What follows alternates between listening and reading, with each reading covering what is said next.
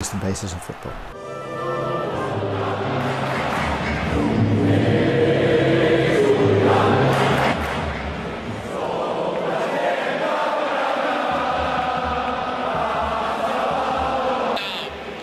Xavi para Messi, Messi para Alves, el Barça se gusta, toca el balón la medular, Xavi con Messi, Messi que recorta. Bonjour à tous, bienvenue sur la chaîne des analyses d'Abdel, c'est parti. On se retrouve pour l'analyse du match entre le Barça et Las Palmas. Vrai bon match de la part du Barça, j'ai trouvé en tout cas au niveau du contenu où on a été vraiment dans le ton, que ce soit la pression ou même dans l'utilisation du ballon où j'ai vu une équipe vraiment concernée et vraiment dans le ton de la rencontre et de ce que exigeait ce genre de match. Maintenant, pour revenir sur déjà la base et la composition d'équipe, il y en a beaucoup qui fustigeaient par rapport à la compo, qui auraient aimé voir un peu plus de turnover pour éviter les blessures, et parce qu'il y a beaucoup de joueurs qui ont dit en conférence de presse qu'ils étaient fatigués, Gundo, Lewandowski, etc.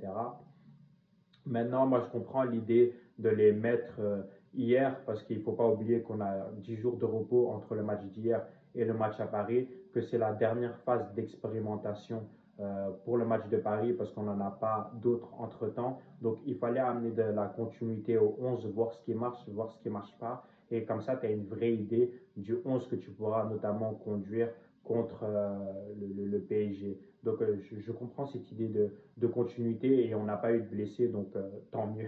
Ça, il n'y a pas de souci là-dessus. Pour revenir sur le match en globalité, on avait un bel adversaire, pour le coup, Las Palmas, qui a un vrai projet de jeu. On connaît avec Garcia Pimenta et des vrais bons joueurs sur certaines zones. Cardona, Alberto Molejo, Sandro, Mounir, qu'on connaît. Donc, ils sont venus nous chercher vraiment haut pour le coup. Et c'est là où je nous ai trouvé vraiment intéressant, c'est dans les sorties de balles où on a à chaque fois réussi à contrecarrer leur pressing, notamment dans le fameux concept du troisième homme où il y en a un qui venait décrocher deux au jeu, appui, remise, on trouve le troisième homme face au jeu et on peut sortir du pressing, ou avec les passes laser de Koubarsi qui nous ont donné vraiment un vrai bol d'air frais par moment. Et sur ça, je nous ai trouvé vraiment intéressant. Et même sans ballon, dans le contre-pressing, à la pression, j'ai trouvé qu'on a été vraiment bon. On a récupéré pas mal de ballons hauts, notamment avec l'agressivité de certains, Rafinha, Fermin et j'en passe. Donc, on a été dans le ton, dans les intentions, dans le contenu. Maintenant, encore une fois, on est fatigué. Jusqu'à quand, comme dirait l'autre. On rate beaucoup trop, c'est trop. J'ai l'impression, et en fait, là, cette équipe-là, elle a pris goût à gagner 1-0. C'est pas possible. Mais dans le dernier geste, dans la finition, dans la dernière passe et tout, tu as l'impression que c'est des U15, mais les gars, finissez les actions. Le match, on peut le plier en première mi-temps sans souci. Sans souci, parce qu'on a été vraiment bon, comme je l'ai dit, dans les intentions, et notamment dans la première phase d'élaboration des actions. C'est là où j'ai trouvé le Barça vraiment intéressant dans sa capacité à conserver le ballon, des fois de tempérer quand il fallait accélérer, on accélère. Dans l'utilisation du ballon, dans les combinaisons, etc. Et même le but qu'on nous refuse injustement derrière l'arbitrage, on en a marre. Jusqu'à quand? On est fatigué, tous les week-ends on se répète, mais qu'est-ce qu'on a fait pour mériter ça? J'ai cherché toutes les possibilités pour me dire pourquoi il annule le but. J'ai cherché, j'ai regardé Rafinha, j'ai regardé Lewandowski, j'ai regardé tout le monde, même l'arbitre, j'ai regardé. Il n'y a rien, il annule le but, on ne comprend pas pourquoi. Après, Roberto lui pose la question, lui dit, je vais t'expliquer après. Il n'a rien expliqué. Qu'est-ce que tu vas expliquer? De toute façon, on a l'habitude, donc il n'y a pas besoin de polémiquer matin, midi et soir sur ça. On en a marre, de toute façon. Donc ça va continuer, ça va continuer. Donc, comme je l'ai dit, on a vraiment été intéressant. Il y a des individualités qui sont sorties du lot et j'ai envie de le mentionner. Koubarsi, tu m'enchantes. Koubarsi, tu m'enchantes parce qu'il y a un début de match un peu compliqué, 10 minutes, où il y a des passes qui sont à risque, comme d'habitude. On a l'habitude avec lui pour le coup, et des passes qui ont été interceptées par l'adversaire, et pourtant il ne s'est pas démonté. Où il a continué à faire des passes progressives, il a continué à tenter des passes à risque, des transversales, des changements de côté. un match indécent avec ou sans ballon parce qu'on a eu un Inigo Martinez pour le coup qui n'a pas été dans le ton, dans les duels, il s'est fait pas mal bouger et Kobarsi a été le taulier, 17 ans on rappelle, la folie, son match est à nouveau indécent et super prestation de sa part. Koundé aussi, Koundar, Jules Koundé, c'est à nouveau sur les dernières prestations, sur les dernières semaines, on retrouve un Koundé à un niveau vraiment impressionnant. Et je pense que c'est la meilleure forme qu'on a eu à avoir de la part de Koundé. Parce qu'aujourd'hui, il fait absolument tout bien. Techniquement, il est beaucoup plus à l'aise dans l'utilisation du ballon, dans les sorties de balle. Déjà, on savait qu'il avait sa capacité à trouver des passes qui cassent des lignes ou des passes qui amènent du danger. Mais là, aujourd'hui, même sur des petits dribbles, sur des petits gestes, il est à chaque fois impressionnant techniquement, il y a peu de déchets. Et même quand il doit faire la fausse défense à 3 hybride, je le trouve vraiment bon. Donc Koundé, il n'y a absolument rien à dire dans le don et c'est vraiment super de le voir à un niveau pareil. Cancelo, hein. Cancelo! Je suis obligé de le dire comme ça parce qu'il m'a, encore une fois, qu'est-ce que tu veux dire sur lui? Joueur impressionnant, techniquement il est rodé, sa relation avec Rafinha dont on parlera plus tard dans la complémentarité quand Rafinha colle à la ligne, Cancelo rentre un peu plus à l'intérieur, quand Rafinha rentre c'est Cancelo qui incarne la largeur. En deuxième mi-temps, petit pont, roulette du Portugal. Tellement j'ai envie de parler portugais. Du Portugal, du Brésil, du football. C'était vraiment Cancelo, il n'y a absolument rien à dire. Il y a le double pivot aussi que j'ai trouvé vraiment complémentaire, Gundogan. J'ai un ami dans un space hier qui disait Gundogan, tu as changé ma vie. Gundogan, tu as changé nos vies. Tu as changé nos vies. Il manque Pedri, il manque Gavi, il manque De Jong. Il a été là toute la saison. Impressionnant de niveau, impressionnant de facilité dans la gestion du tempo. Quand il faut accélérer, il accélère. Quand il faut calmer, il faut calmer. Euh, dans les consignes qu'il donne à chacun de ses coéquipiers sur le placement, là où recevoir le ballon, etc. Leader impressionnant, il n'y a absolument rien à dire par rapport à ça. Roberto, capitaine courage, pardon, je lève les mains, pardon, je lève les mains.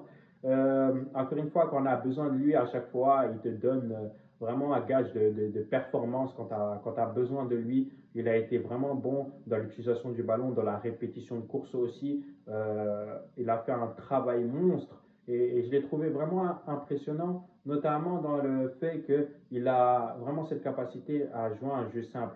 Une touche, deux touches, j'oriente, je me déplace, j'oriente, je me déplace. Et ça permet de fluidifier le jeu et ça apporte quelque chose de différent par rapport aux autres types de profils qu'on a. Donc un double pivot vraiment complémentaire. Il s'est fait acclamer par le stade et j'ai vraiment apprécié. Donc capitaine courage, Sergio Roberto, merci beaucoup. Fermine, il aime trop courir, Fermine, il aime trop mettre de l'intensité et tout. Et pour le coup, c'est du bon parce qu'encore une fois, ces matchs, tu sens qu'il est à chaque fois concerné, il essaye de faire les choses bien, mais il essaie de faire trop de choses. Ça fait que des fois, il y a des mauvais contrôles, il y a des mauvais choix de passe, beaucoup de précipitation et tout. Donc, il a vraiment encore ce côté foufou, mais il a été intéressant dans le jeu sans ballon, dans sa capacité à se placer de trois quarts et tout. Donc, on veut en voir plus techniquement, mais il est jeune, donc ce côté foufou va s'atténuer au fil à mesure du temps, mais plutôt du bon Fermine. Rafinha, hein, Rafi, je vais trouver même un surnom. Tellement, depuis qu'il s'est fait repositionner à ce poste-là, il n'y a absolument rien à dire. Il est là dans l'abnégation, dans l'intensité, les qualités qu'on lui connaît, aussi dans sa capacité à attaquer la ligne défensive adverse, même dans l'utilisation du ballon, où il y a eu des trucs vraiment intéressants. Il y a eu un centre très dangereux en deuxième mi-temps, en retrait pour Fermine, même en première mi-temps, sur notre but injustement annulé, il est impliqué sur l'action. Euh, il y a une action en fin de première mi-temps qui rate malheureusement de peu. Et sur le but, le seul but qu'on marque, c'est lui qui attaque la ligne défensive sur un amour de ballon de Joao Félix. On va revenir sur lui. Et impressionnant Rafinha, hein, ça fait quelques semaines où on le trouve à un niveau plus que décent. Et je suis vraiment content des prestations qu'il nous fournit. Yamal un peu plus discret, peut-être un peu plus fatigué. Il a été en gestion, il ne s'est pas blessé, donc tant mieux. Je suis aussi content du fait que les tâches soient dispatchées avec Rafinha et Lamine Yamal, parce que là, on a enfin un côté fonctionnel à gauche Donc les tâches peuvent être bien réparties et Yamal n'est pas obligé d'être aussi surresponsabilisé pendant les matchs et ça fait plaisir. Et là, il ne s'est pas blessé, donc voilà, tranquillement, il peut rater des matchs, il n'y a pas de souci. C'est Yamal, donc des matchs impressionnants, il va continuer à en faire. Et Robert, Léwy, hein, Léwy, j'ai bien aimé à nouveau dans l'intelligence de jeu, sans ballon, il y a eu des bons décrochages, il a même fait des appels dans la profondeur. Il a été là, des fois sur certaines combinaisons. Maintenant, il y a eu pas mal de déchets, j'ai trouvé par un moment. À la finition, il y en a une qui rate de la tête, même si elle touche un peu son épaule.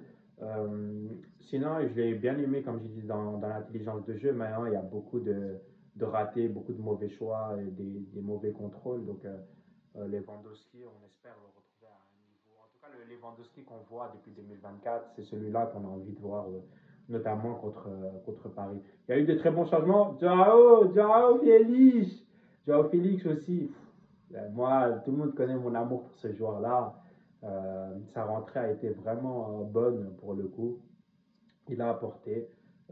Sur le ballon du but, il met un amour de ballon, une sucrerie pour Rafinha. Il y a le deuxième but, malheureusement, qu'il doit mettre, mais il y a un rebond avant. Et malheureusement, ça touche la barre et ça remonte et le gardien fait l'arrêt. Mais sinon, j'ai bien aimé sa rentrée. Tout comme Oriol. Oriol, leur rentrée, il a fait double contact dans les gestes et tout. Oriol, pardon. Excuse-nous, tonton. Donc, Oriol aussi et Victor Roté qui a eu un peu de temps. Il y a eu des bons trucs, mais sans non plus être fou. Il n'a pas touché beaucoup de ballons. Il y a eu 10 minutes pour Las Palmas où on était plus dans un contrôle du match, dans une fausse gestion. Et on n'a pas pris de but, donc tant mieux.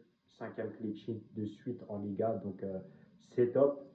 Donc voilà, on a fait le tour. Donc vraiment, belle prestation de l'équipe. Un peu plus de finition comme d'hab, c'est ce qu'on espère à chaque fois. Donc on va s'arrêter là. J'espère que le débrief vous aura plu. On s'attrape entre-temps pour le match, la préparation du match entre le Barça et le PSG qui va être vraiment intéressant. Donc vous connaissez, likez, partagez, abonnez-vous. On se retrouve pour une prochaine vidéo. Peace.